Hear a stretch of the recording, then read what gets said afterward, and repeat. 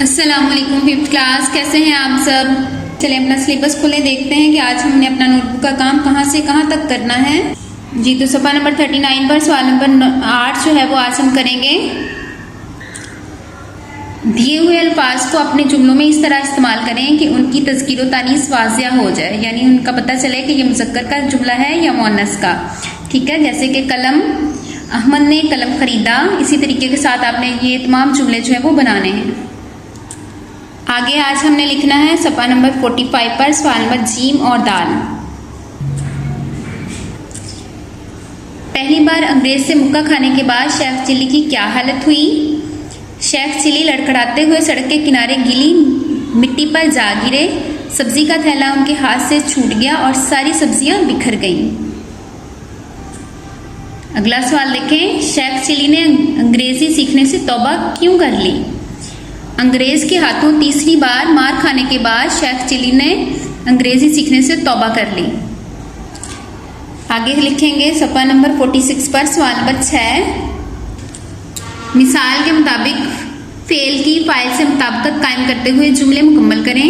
जी तो मिसाल के मुताबिक हम काम करेंगे, जैसे हाजरा स्वेटर बुनती है। इसी तरीके के साथ बाकी जो है वो आपने जुमले करने हैं।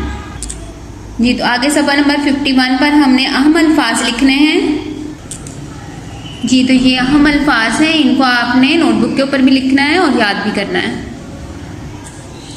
जी सफ़ा नंबर 54 पर सवाल नंबर 7 करेंगे हम। साबके और लाहके के तसव्वुर को सामने रखते हुए नीचे दिए हुए हरूफ को मिलाकर अल्फाज बनाएं और दुरुस्त जगह पर लिखें।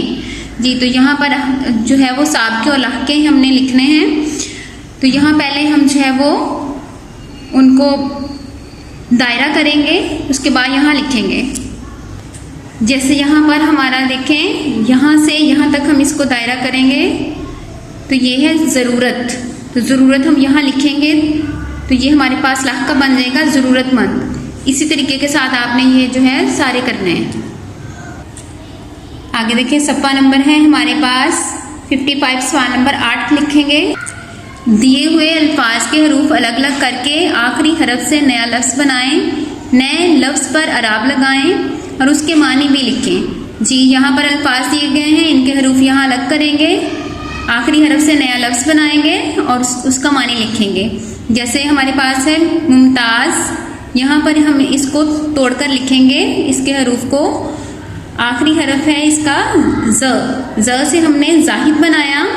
ठीक है, जाहिद का मानी लिखेंगे मुत्तकी या परहेजगार। इसी तरीके के साथ आपने बाकी जो है वो करने हैं। आगे सफ़ा नंबर 62 पर सवाल नंबर ह करेंगे। जी तो देखें, कौमी तराने में हमारे लिए क्या पैगाम है। कौमी तराने में हमारे लिए पैगाम है कि हमारा मुल्क बुजुर्गों ने बड़ी कुर्बानियों के बाद हासिल किया था। हमें चाहिए कि इसकी तरक्की के लिए काम करें ताकि ये हमेशा कायम रहे। आगे सफ़ा नंबर 64 देखें, सवाल नंबर 9 लिखेंगे हम।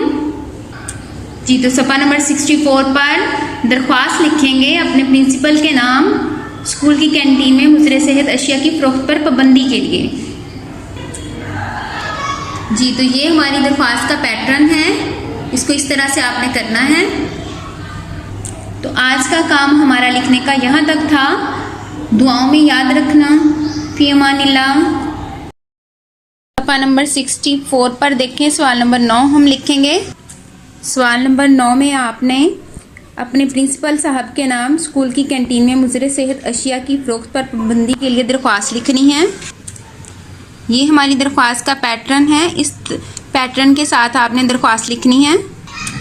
आज का काम हमारा यहाँ तक था। दुआओं में याद रखें। फ़ी अमानिल्लाह।